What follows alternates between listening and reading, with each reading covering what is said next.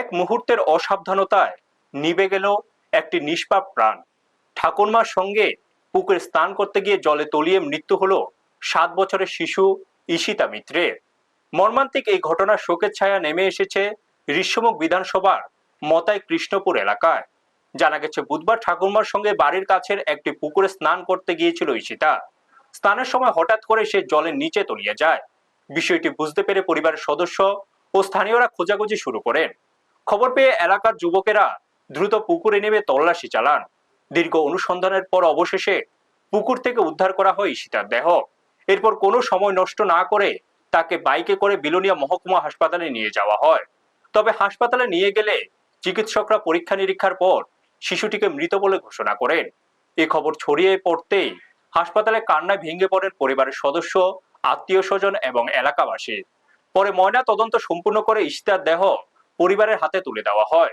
7 বছরের এই শিশুর অকাল মৃত্যুতে মতাই কৃষ্ণপুর এলাকা এবং বিলোনিয়া মহকুমা হাসপাতাল চত্বরে গভীর শোকের পরিবেশ সৃষ্টি হয়েছে। ব্যুরো রিপোর্ট, নিউজ তৎকাল 24। বাচ্চাটার বয়স কত? বাচ্চাটার বয়স তো এটা আমি বলতে পারবো, কারণ আমি মানে ঘটনাটা কি ছিল, কেমনে এইভাবে এই দুর্ঘটনা? ঘটনা মানে একজন তার দিদা হয়তো যেটি লোকে স্নান করতে গেছিল। আচ্ছা। তাই নামছে, তাই বলতে পারে না যে বাচ্চাটা নামছে না পুকুরে। হ্যাঁ, তো তাই নিয়ে আর খুঁজে পান না। আচ্ছা। তো অনেকক্ষণ মানে বাচ্চাটা কোন ফাঁকে পুকুরে নেমে গেছে ওই এটা বলতে পারে না। তো মানে পূজার দিকে তো সবাই মগ্ন। আচ্ছা। তো আবুরা মনে হয় কার লগে পিসিলের কাকির লগে ঠাকুমার সাথে বোধহয় পুকুরে গেছিল। ঠাকুমার সাথে স্নান করতে গেছিল। ঠাকুমার লগে স্নান করে পুকুরের গাড়ে। তো হঠাৎ করে দেখা যায় ঠাকুমা কোনো একটা কাজে মগ্ন আছিল বা কি ঠিক করতে পারি না। তো এরপর হঠাৎ করে দেখে যে সাইডে নাই, বাচ্চাটা নাই, যেহেতু শুনলাম আর কি আমি।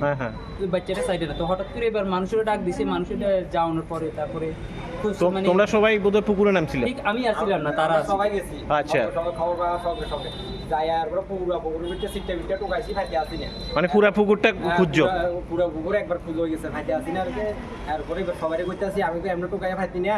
এক কাজ কর, সব হাত ধরে গিয়ে তো লাইন ধরে টোকা। এরপর লাইন ধরে একদম উপরের থেকে নিচের দিকে আইসি ধরেন নিচের দিকে যে ফাটটা আছে, ফাটটার থেকে 6-7 হাত মাঝখানের দিকে এরপর